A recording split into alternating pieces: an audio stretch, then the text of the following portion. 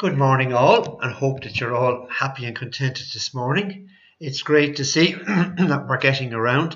This is our 9th live stream, hard to believe. And look at the quality of the people who are participating and how you have progressed enormously over that period of time. The first thing that most impressed me this morning was to see Maura's comment coming up on the live stream. As I know Maura was having difficulty. Fair juicy, well done. It's great when you get a success like that. And there's lots of successes coming along. I've been very impressed with the people who were doing the slideshow. I thought it was going to be relatively easy, but it didn't work out that way. And a lot of people put a huge amount of work into it. But I think most of us have been able to work it out to the end. And some of the slideshows that have been produced have been absolutely super. I worked out a system yet of how we're going to show them to you. Probably on the website or something like that, or we might do the odd one occasionally one of these live streams. It came out very well. We learned a huge amount about it. Some people went way beyond the call of duty in what hardship they went to try and get the slideshow. But I often feel that when you go through hardship, even though it's dreadful when you're going through it, at the end of it, you are able to have learned something. And as time goes by, you start to know where the bodies are buried, where something might be found.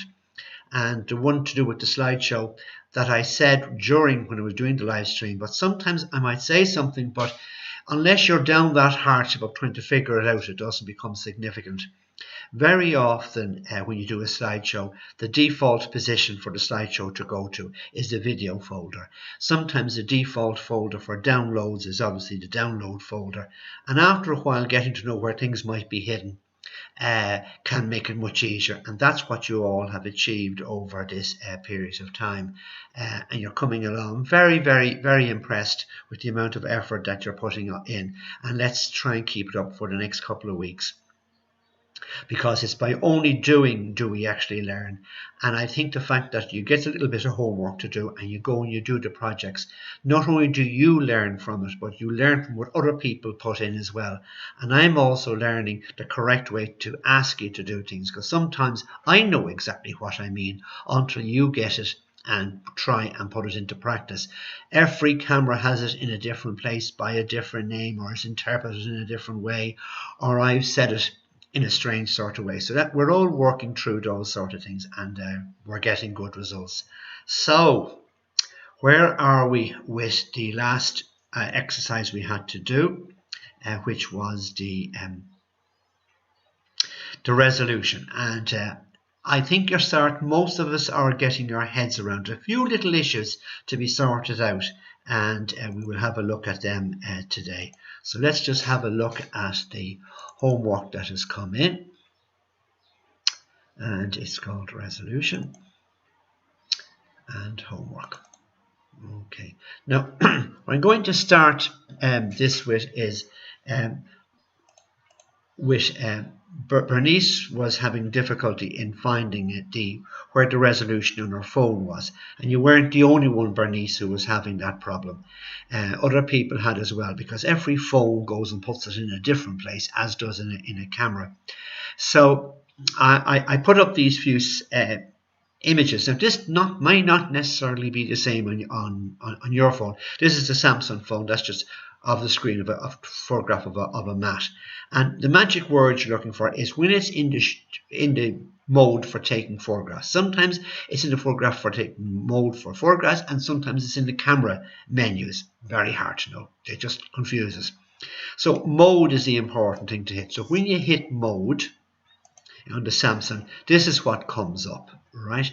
And when this comes up, you've got this little arrow here that moves these backwards and forwards, but you also have this little arrow up, a little settings up here. So when you go into that settings one, it gives you camera settings, and you were saying you're getting video size, but you weren't getting picture size. So you were knocking on the door. You were nearly there. And on when you get to the phone version of it, it can be the aspect ratio can sometimes live with it. in picture size. So this is what you're looking for. So many megapixels, or so many pixels by so many pixels. That being the 8 megapixel, the 6 megapixel size, the 3 and the 2.4. So in that case, there'll be 4 different ones there. The ratios are first cousins. They kind of relate to the number of pixels that's needed in order to get that ratio. But we are mainly talking about the resolution of the camera, and the object of this is to find out where they live, where they sit on your camera, what they do, and where best set it.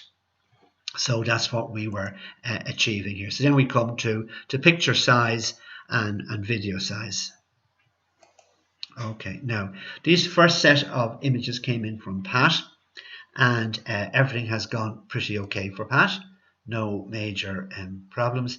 The challenge that we're having with people with phones is that it's hard to change the file name on them. So in the file name it would have been written down that was was probably a 6 or megapixel image.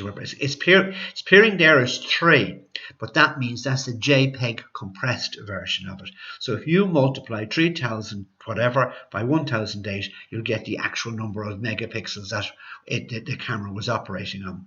He had a great idea putting in the sign, because as he zooms in on each one of these, you can see how the result, that was the square format that he was using there. Okay. Now this one was put in by Bonnie, and this is a lovely set.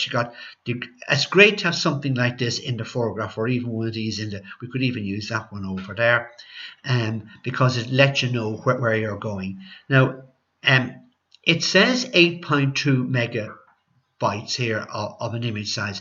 That's the compressed JPEG size of the file, but the actual file that she shot it on isn't said here up in the title, right? And later on I'm going to come back to this image, and I'm going to show you how you can calculate it and work out where it actually comes from. And she got the idea absolutely perfect, one of each one of them, and we will come back and revisit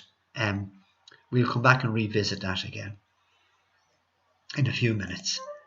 Okay.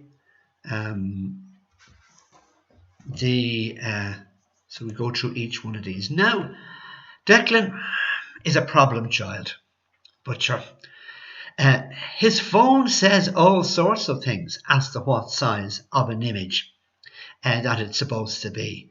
But in reality, when it gets through the system, it doesn't come like this. This is a 16:9 ratio, as you can see, and it's the way his phone operates. But when it gets to us, quite small images. A 1 megabyte image is what is coming there. It's kind of strange, I thought, in lots of ways. That's only 134 kilobytes, right?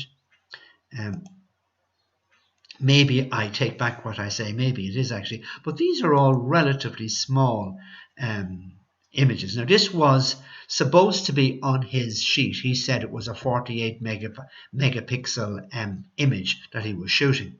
I put the 48 in there afterwards, just so that when I come back I would see it. But that's nowhere near 48 megapixels. If you multiply that by that doesn't go anywhere near 48 megapixels. So I don't know what it is.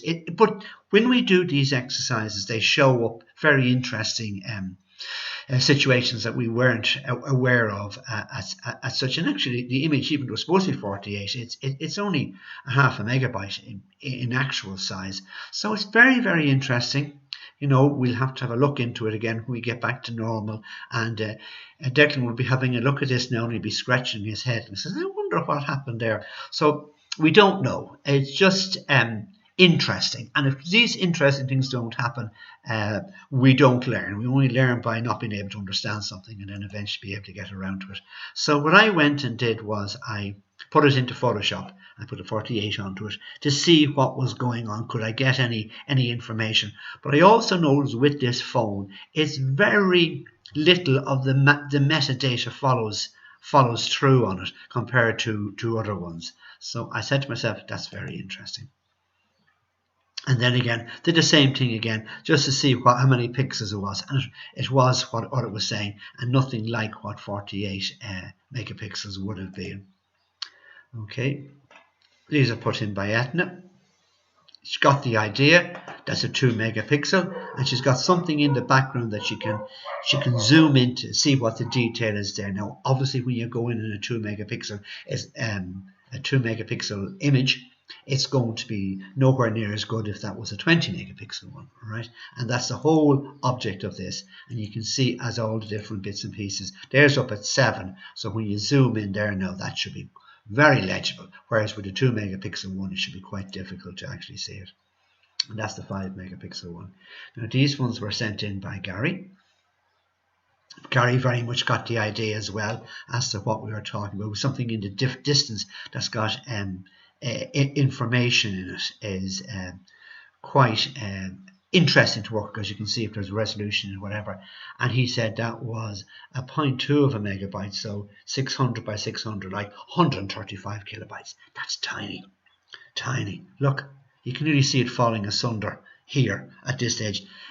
Not falling asunder because of ISO, falling asunder because of the resolution that's involved. And that's what you would expect. And then as he went through, and this is a 1 mega one, will be a little bit better. And the next one he has put in is a 3.5, and then the next one was 9. So that's obviously, I presume, his biggest one. So when you go in controlling in there, look at how that writing still stays there. All right, in the image, you're not seeing it great maybe on the screen because everything is downgraded again when it gets into the digital, into the cyber world of internet. Everything goes down to a much lower one. That was just a queer one got in there. These are put in by Irene. Irene's got the same idea. Excuse me, she's got something here that she can zoom into to see what the definition is there. That's quite good at 1.7 or 2.5 megabyte JPEG image, which was probably, what did she say it was when it was? She says it was a 17 megapixel image, right? So we go through them, and the next one was a 2.8 megapixel one, 3.2. I'm reading it up here because it's in the file name. I'm able to see it. Okay. Now I got a little bit when I was looking at them. She was doing everything right, but yet there was something that I just couldn't put my finger on. So I went and had a look.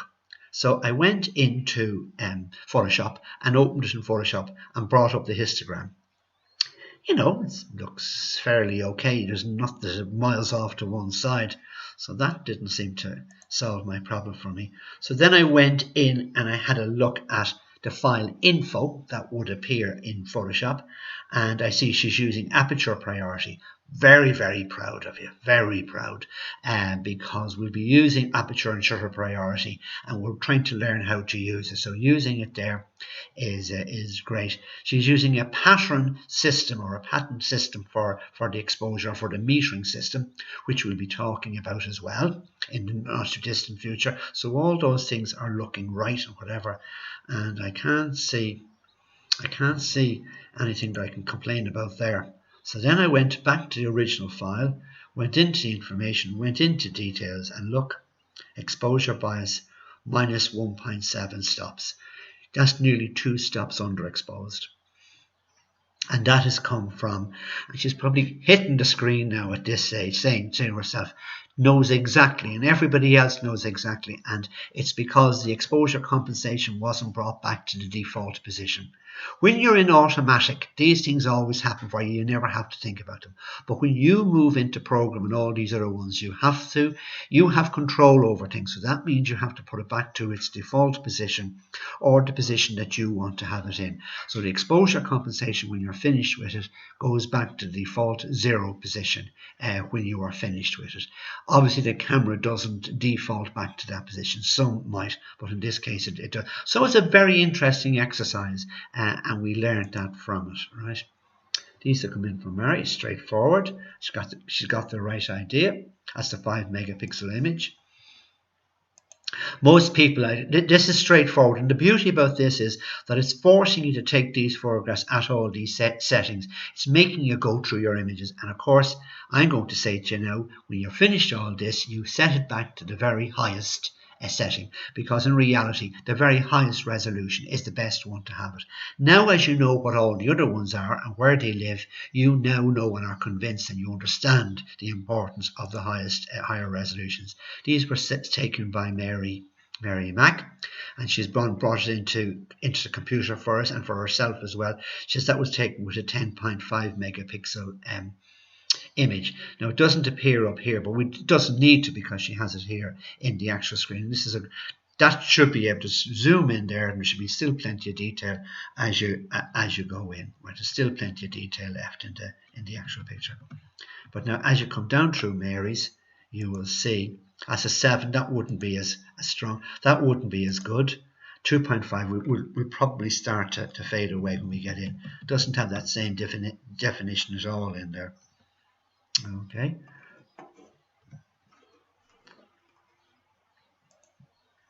And that's the smallest one. I mean, 0.3 of megabytes. You can see, obviously, when you go into that one, it'll start to fall. You can even see it falling asunder there. But now, it would have its uses. If you only wanted images for the internet, that would be fine. But I think you can always make a big image smaller, but not a small image bigger. So I had a look at it. I was having difficulties with it as well. I said it just didn't look right. And I went in here, same problem, exposure bias, exposure compensation, one stop under. All right. So it was the same trap that you fell into. And the rest of the people are all thanking you for it, because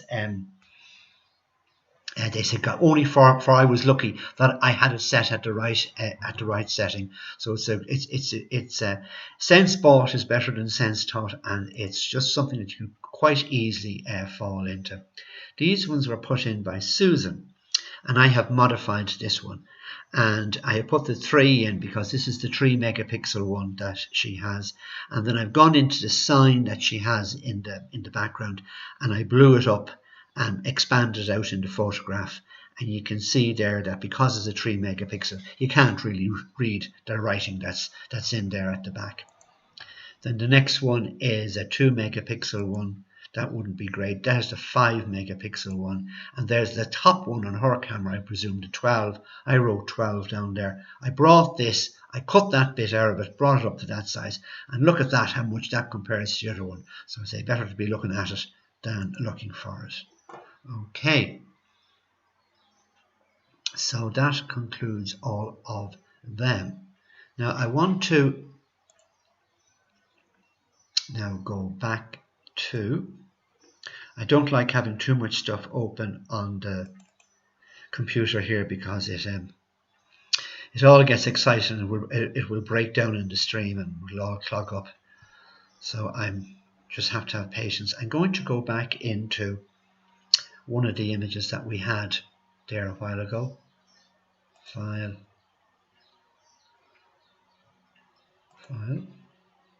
open recent, and it was Bonnie's one. Okay, and this was Bonnie's one. Now on her file name I couldn't see what size of a setting she had used on this, right? But that's not the end of the world, because we can find it out. So you go File, File Info, and this pops up, right? It tells us all about it. Remember, it was saying aperture priority, impressed metering system. If you multiply 5,472 by 3,648, I did it this morning so that I proved it was right myself. It comes to 19,000 whatever. So that was 99%. A 20 megapixel setting on her camera, which is really good, and obviously you can see the quality in it. You were getting what you paid for. You paid for it in your camera. It's obviously a relatively new camera, and you get what you pay for. And it is 20 megapixels, and that's as good as it gets, right? Now I'm going to prove it to you that's what it is. So you take this rectangular marquee tool, and we put it around the sign that we are working on. So we're going to go with that one. So we select that area. When we have it selected, we right click and we say layer via copy. Here comes the copy here. There's the original layer. There's the copy there, because I've layers open, you can see it. Next thing, you go to your move tool, which is this tool, Key cut short is the letter V, and it comes to this. When it comes to V, you can pull it over. All right. It must be blue there. It must be highlighted because that's the active one. If you put your cursor to the side of it, put your finger on the shift key, which is the one above the control key, the one with the arrow, and pull it out. It stays in proportion. All right. And then you can push it down there out of the way so it doesn't block the original one, and we say yes to that. Now look at that. It's, you know, it's, you could easily enlarge that up and get a very decent quality photograph from it, and that's because it's a 20 megapixel image. All right. So if you have patience and if you have Photoshop, right, go and do this to your own images. Right. And the other thing that I would have done on this one is that I would go and get the text tool, which is down here. There's the text tool, all right? Or if you want the key cut, shortcut, letter T. And I would put in, what do we work it out to be? 20 megapixels. So make that a bit bigger.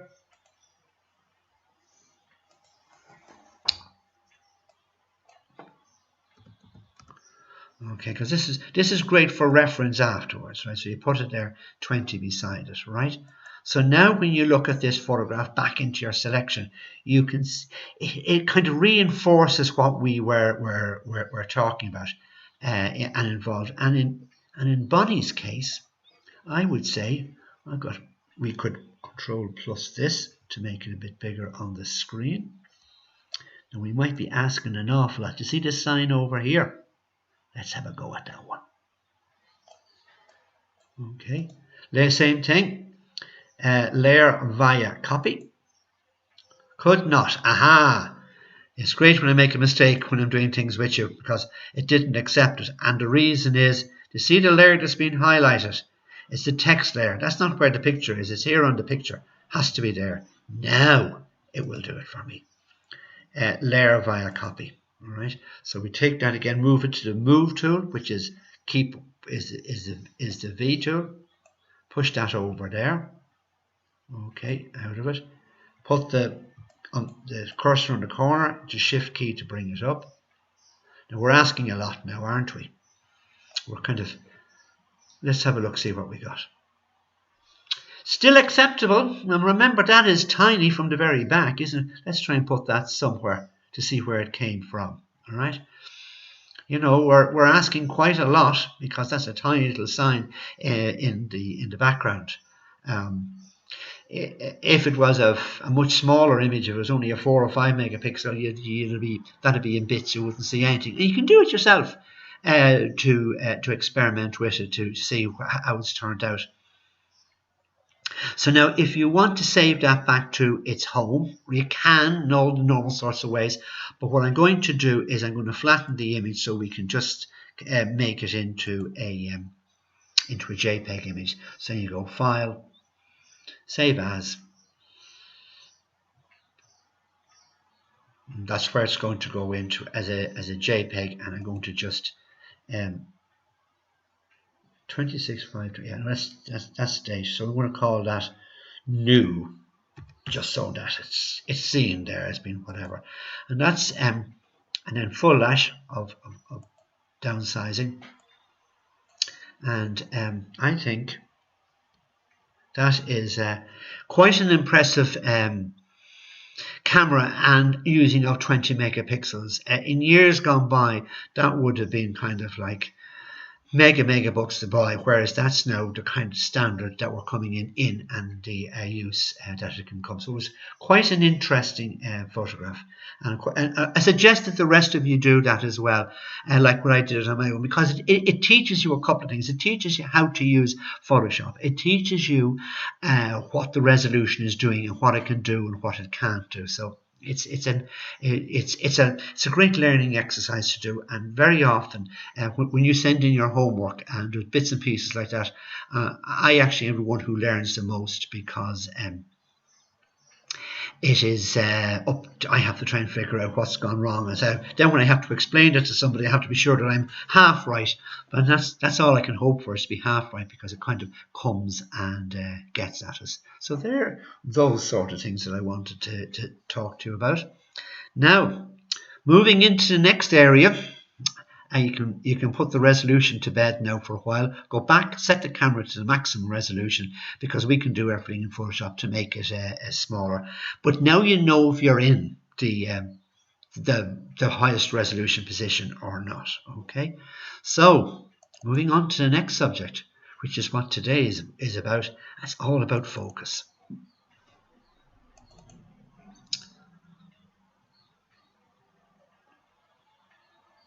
Focus is a subjective thing. It's not an exact science, but we're going to have a talk about it and look into it.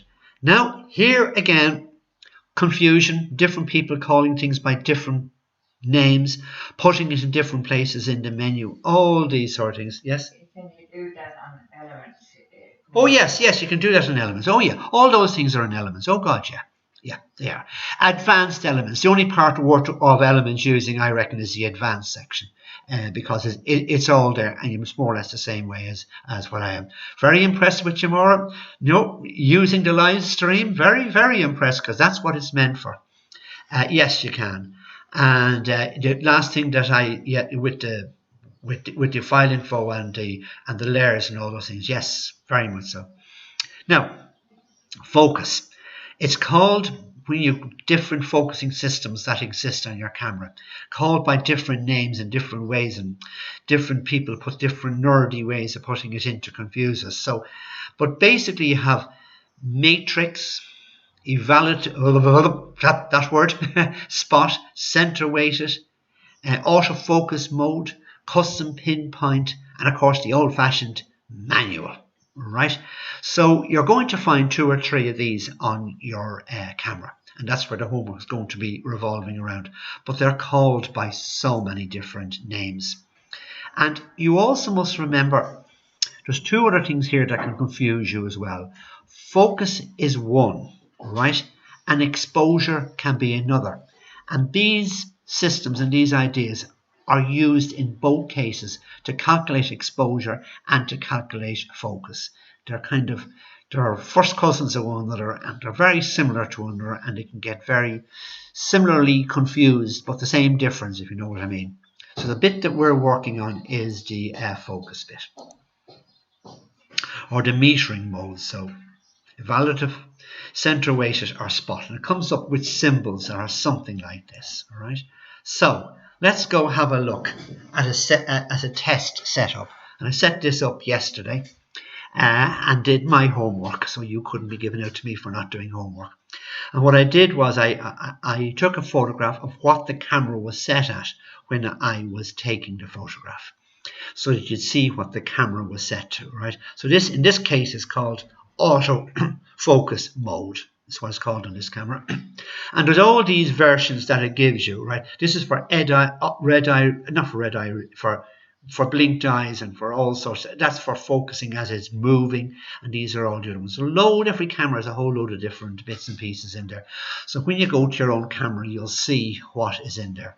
But this is based on 49 areas. So what it does is it breaks up the image into 49 different areas in little boxes, a bit like what this symbol up here represents and represents there.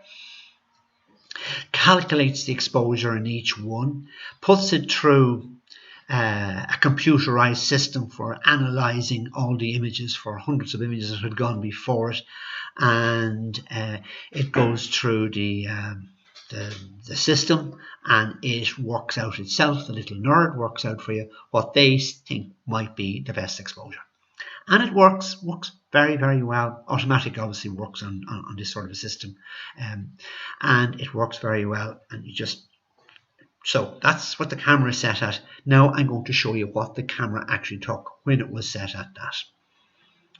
So that's the shot that got taken, and this is the test type shot that I set up. That's not out of focus there. That is just the way the trees are reflecting in the window. Don't consider that to be a part of the focus, because that might confuse you. My idea is that this bar and the wall here is giving us something that's in the foreground and something that's in the background. That it's a good distance along. I shot it from on a table on a small little tripod. so that each shot would be the same, or more or less the same, and I would just change the settings. Put a pair of sunglasses here in the lid of a bin, and I tied the chair onto the balcony here with a spoon. And my idea was that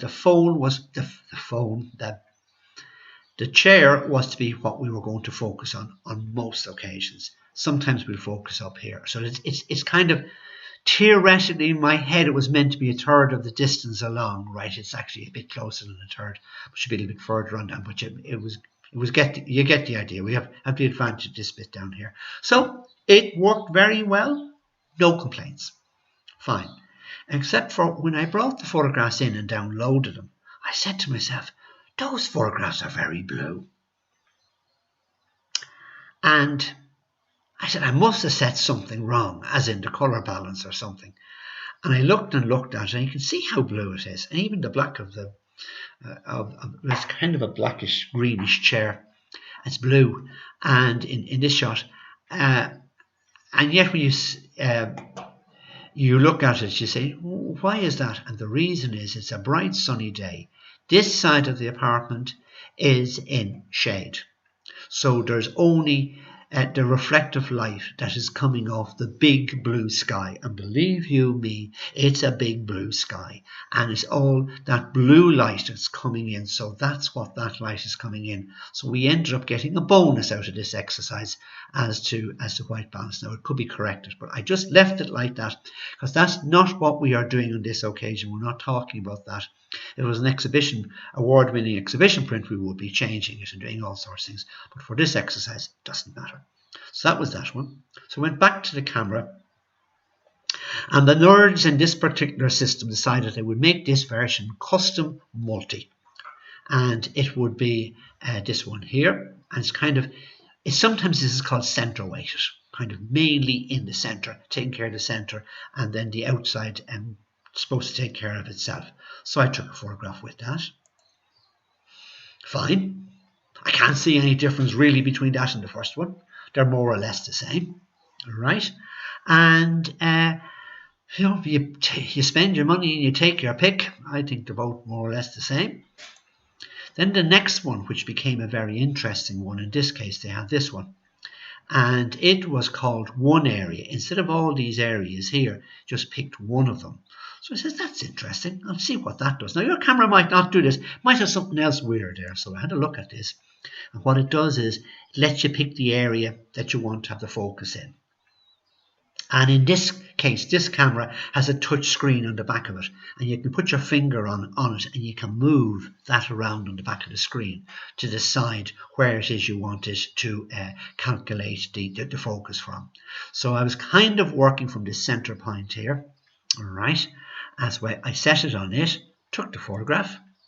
It worked, and because that was the important bit, it just didn't come in too badly either. All right, so that's very interesting. So I went back again, reset the whole system again, and I put it here on the glasses this time up here because I want that in focus. Okay, purposely put that to see something that is in the foreground. Right, so I took it with the camera. It's come in quite sharp as well, and you still got it here fading off towards the back as far as focus is concerned, which is what you would expect.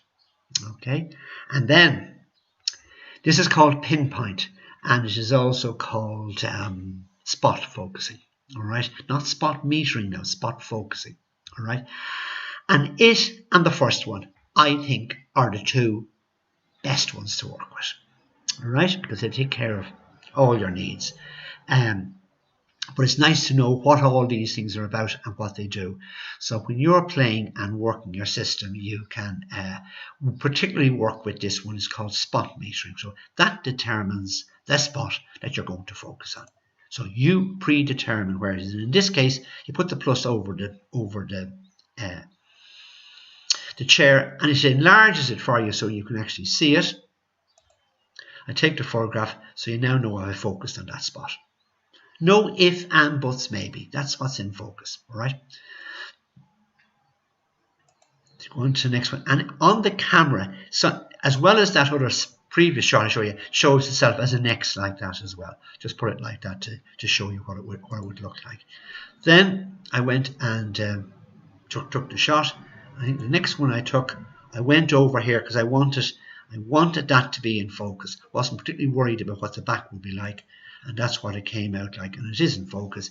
The focus is starting to fall off as you're coming out here. You're going to say, we can't really see it, but it is happening because it's taken with a relatively wide angle lens, and the effect isn't as strong on a wide angle lens as it would be on a telephoto lens. So that's all stuff for you to learn in the future. So that's the basics of the way that the exposures settings work. All right. So quite an interesting area. So that's your project to do. I should really have taken a photograph of the set just looking straight in at it, but the idea is you pick a long wall, you pick something that is very definite about a third of the way down, because this will be coming into the exercises later on. Have something really close to you, and then use the focusing. And of course the last one I'd like to see you use is the manual. So use one of the one that has the most that calculates it from an average of all the spots on the camera. When you look through your camera, very often you see little squares flashing, all right, and that's determining where which area is most important. It's all calculating it. And in some cameras, it sees where your eye is looking, and that's where it will put the main point of focus on. So use it. Use the point of focus or the spot focus, which is a really good one. And when the spot focus, try and have something really in the foreground that you've got on in focus, and see how the background goes out for you or not. Not worried about too much whether it goes in or out at this stage. That's going to come when we go into the second part of this exercise. I'm only introducing you to the concept of focus now. It'll be great, much more developed when we get into aperture, because there's other issues that come in there and the two of them join together. But I first have to get you well organized into focusing, and then manual focusing is you just look through the screen and you focus on something. The other way of doing this, we'd have something in the foreground, maybe the chair, and it off looking out into the background.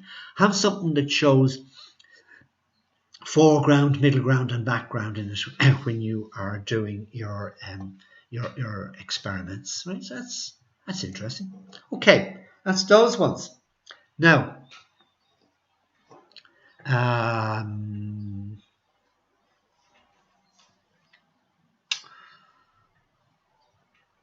my head has just gone blank there for a second.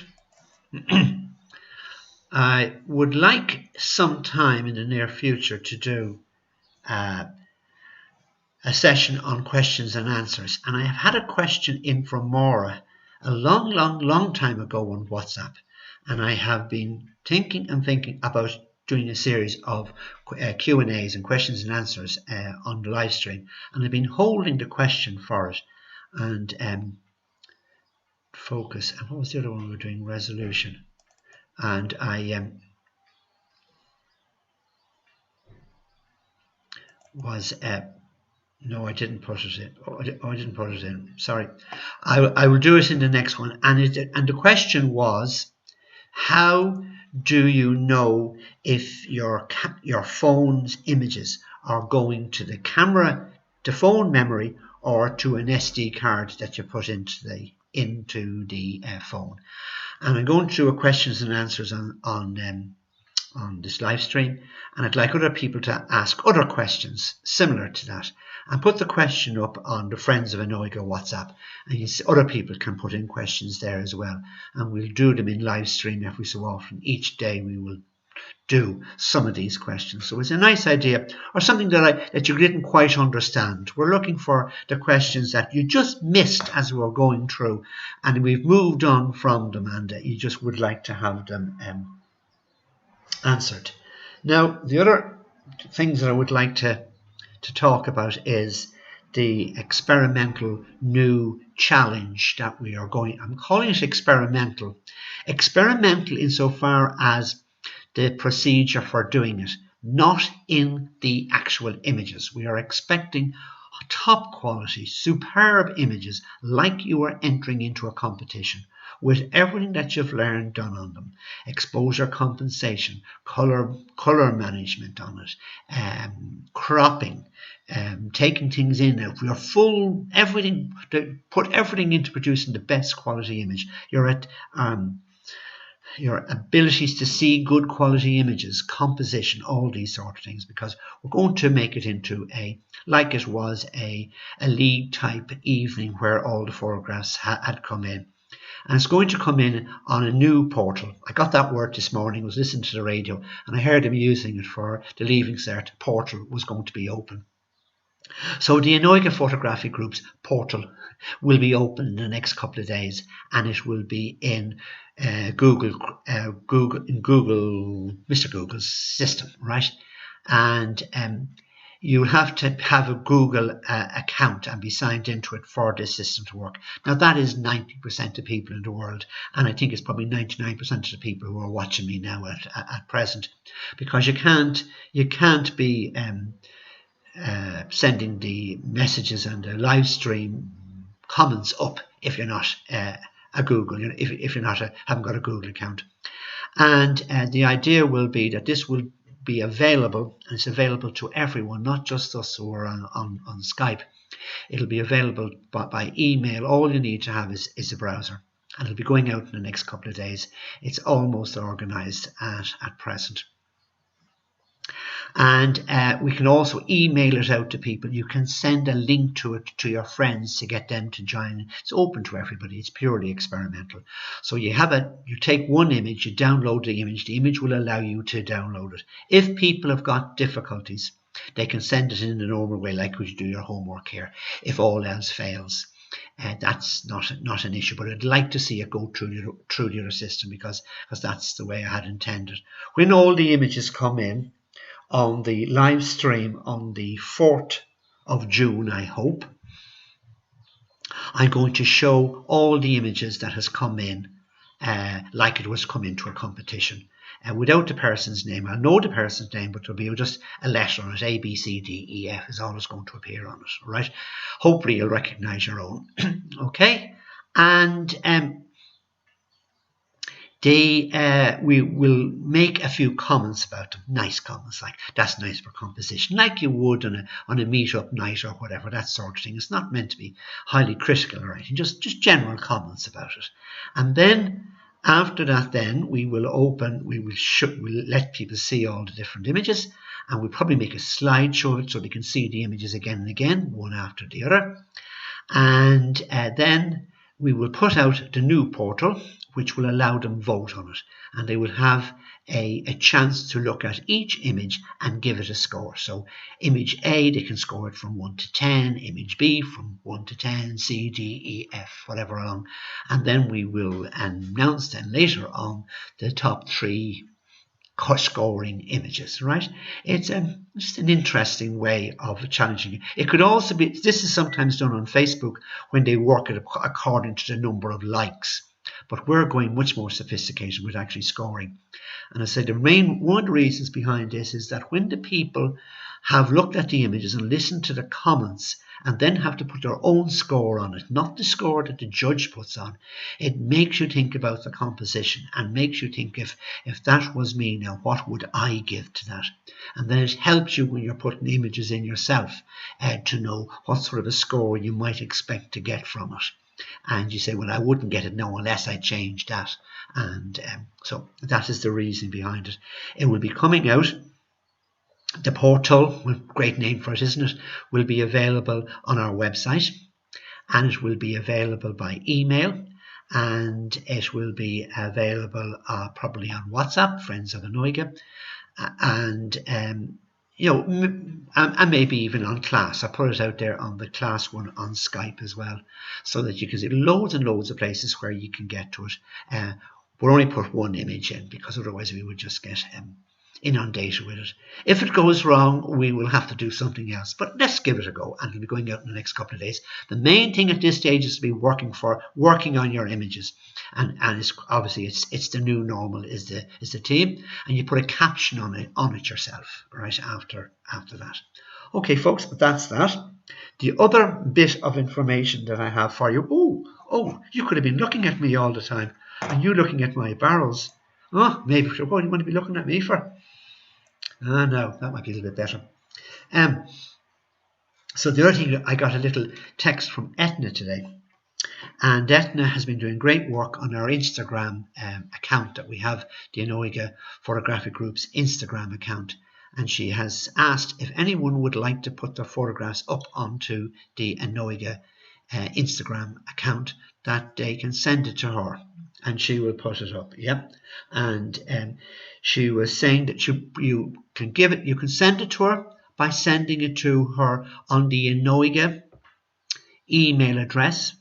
You can send it to her in WhatsApp to the Anoiga phone number address, that one, the Anoiga photo, not Friends of Anoiga on the other one, right? The same way as we would do it on Meetup.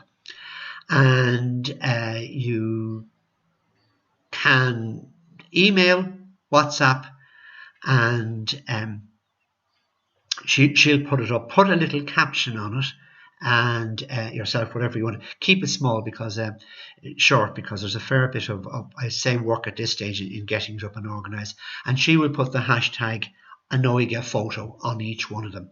Any of you who have Instagram, go in and have a look at the hashtag. Search hashtag Anoiga photo, and all the images that any of us have put up, not necessarily on the Friends on the Anoiga Instagram page, but anywhere on any page, if you've got that tag on it, you can find it by the hashtag. So we don't know a huge amount about this. This is all new, and you won't know about it until you start playing with it. There is a link to the Instagram page of Anoiga. We are working on it on the website, and it is on the page that has got to do with on the more section. I've put a selection, a file path to it put up on WhatsApp there not so long ago. You can have a look at it, go to the logo and play there. So that's it, folks. I hopefully have gone through everything. You're getting off relatively early again today. We've covered a huge amount. I've been very impressed with the slideshows. We'll be working on them in time to come. Very pleased with the results from the resolutions. I hope you all have learned something from it, and we are going forward. We will have another couple of these live streams, and so we're getting into the more heavier type stuff now, but I think the majority of you are well able for it. If you are on a phone only and a lot of the stuff that we're talking about isn't available to you, continue to take excellent photographs and send us a good photograph in instead, working around the systems. The focusing on the phone and on the tablet is done by hitting your finger on the screen wherever you want to have in focus. So that's the way it works. Righto, folks, that's it for today. Thank you all for listening, and we look forward to seeing you all in our Skype groups coming up during the week and also in the next live stream. So from us all here, have a wonderful day, enjoy the sun, and go forth and take many good pictures. Thank you. Bye.